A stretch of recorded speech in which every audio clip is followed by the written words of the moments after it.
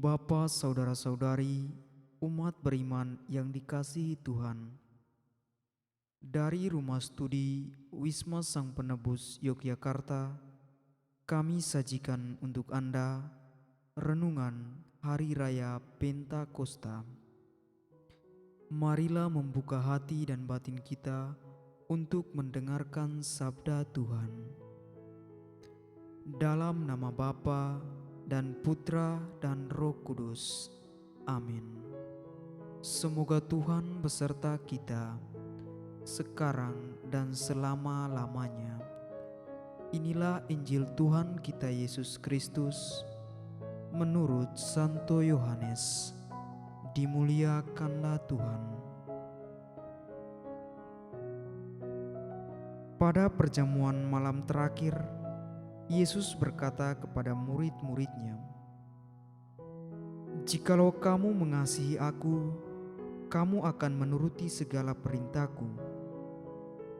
Aku akan meminta kepada Bapa, dan Ia akan memberikan kepadamu seorang penolong yang lain, supaya Ia menyertai kamu selama-lamanya. Jika seorang mengasihi Aku, Bapa-Ku akan mengasihi dia, dan kami akan datang kepadanya dan diam bersama-sama dengan dia. Barang siapa tidak mengasihi Aku, ia tidak menuruti firman-Ku, dan firman yang kamu dengar bukanlah daripadaku, melainkan dari Bapa yang mengutus Aku. Semuanya ini kukatakan kepadamu selagi Aku berada bersama-sama dengan kamu. Tetapi penghibur, yaitu Roh Kudus yang akan diutus oleh Bapa dalam namaku, Dialah yang akan mengajarkan segala sesuatu kepadamu dan akan mengingatkan kamu akan semua yang telah kukatakan kepadamu." Demikianlah Injil Tuhan. Terpujilah Kristus. Ibu bapa, saudara-saudari, umat beriman yang dikasihi dalam Kristus Sang Penebus. Selamat merayakan Hari Raya Pentakosta, hari turunnya Roh Kudus atas para murid. Mari kita mencoba memahami apa yang terjadi pada hari Pentakosta itu. Hari Pentakosta disebut juga sebagai hari lahir gereja. 10 hari sebelumnya, Juru Selamat telah naik dan pergi kepada Bapa. Dia telah meninggalkan sekelompok kecil pengikutnya yang setia untuk bersaksi tentang dirinya. Hal yang aneh adalah, meskipun mereka mempercayai dia dan sangat yakin bahwa dia telah bangkit, namun mereka belum siap untuk menjadi saksinya.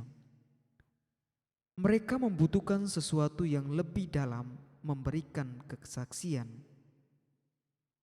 Dan itulah yang didapatkan para murid pada hari Pentakosta. Mereka mendapatkan hadiah ulang tahun, yakni Roh Kudus. Roh Kudus itulah yang memberikan kekuatan baru dan kepenuhan untuk menjadi saksi bagi Kristus yang hidup.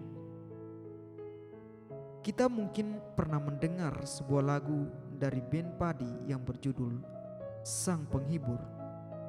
Liriknya berbunyi demikian: "Bagai bintang yang bersinar, menghibur lelah jiwa. Bagai bintang yang berpijar, menghibur yang sedih hatinya." Roh Kudus itulah yang menjadi sang penghibur untuk para murid yang lelah jiwanya dan sedih hatinya karena kepergian Yesus. Ia memberikan Roh Kudus sebagai kekuatan baru yang selalu setia menemani mereka dimanapun dan kapanpun. Ibu bapa, saudara-saudari, umat beriman yang dikasihi dalam Kristus Sang Penebus. Pertanyaannya sekarang, bagaimana cara kerja Roh Kudus dalam diri kita? Jawabannya adalah Yang pertama, Roh Kudus bersemayam di hati kita. Yesus berkata bahwa Ia tidak akan pernah meninggalkan kita berjalan sendirian. Dia akan selalu setia menemani murid-muridnya dan juga kita melalui Roh Kudus yang bersemayam di dalam hati kita. Yang kedua, Roh Kudus mengubah pikiran dan perasaan kita. Untuk apa Roh tinggal di dalam kita?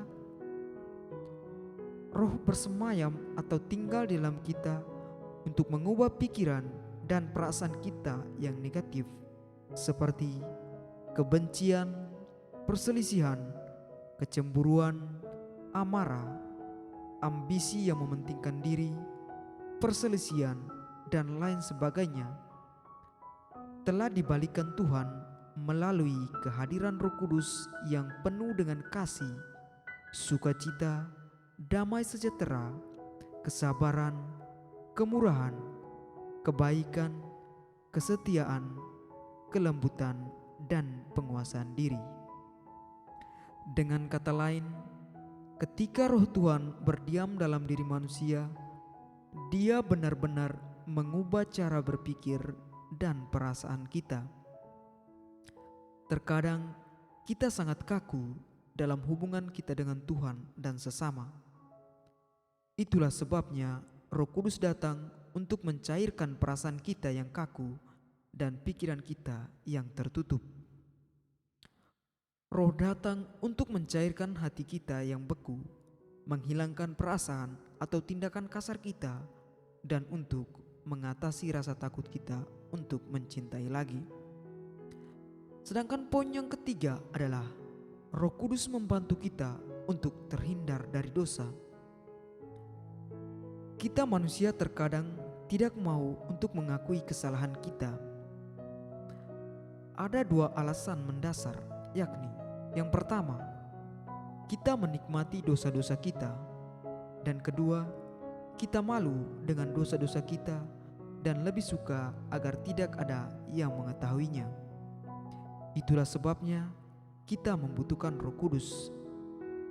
Sebab Yesus berkata bahwa Roh akan menyelamatkan kita dari dosa dan membimbing kita ke dalam kebenaran. Roh Kudus akan meyakinkan kita bahwa kerahiman Allah lebih besar dari seluruh dosa-dosa kita. Selain itu, Hari Raya Pentakosta juga menjadi kesempatan bagi kita untuk menjadi agen-agen pengampunan bagi orang lain.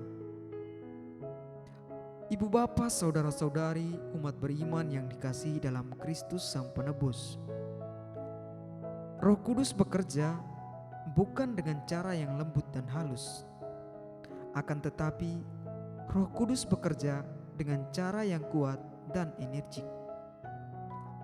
Roh Kudus dengan kuat menantang dan memanggil kita untuk berubah menjadi manusia baru. Uskup Oscar Romero pernah berkata, Roh membuat segala sesuatu menjadi baru. Kita adalah orang-orang yang menjadi tua dan ingin mempertahankan serta melakukan sesuatu dengan cara kita yang sudah tua. Namun, satu hal yang harus disadari, bahwa roh itu tidak pernah tua. Roh selalu muda. Ibu bapa, saudara-saudari, umat beriman yang dikasihi dalam Kristus Sang Penebus, Pentakosta adalah hari lahir gereja. Biasanya dalam perayaan hari lahir atau ulang tahun, kita mendapatkan hadiah. Dan hari ini Tuhan pun memberikan kita hadiah, yakni Roh Kudus. Pertanyaannya sekarang, apa yang dapat kita lakukan atau perbuat dengan hadiah itu? Mungkinkah hadiah itu bekerja dalam diri kita?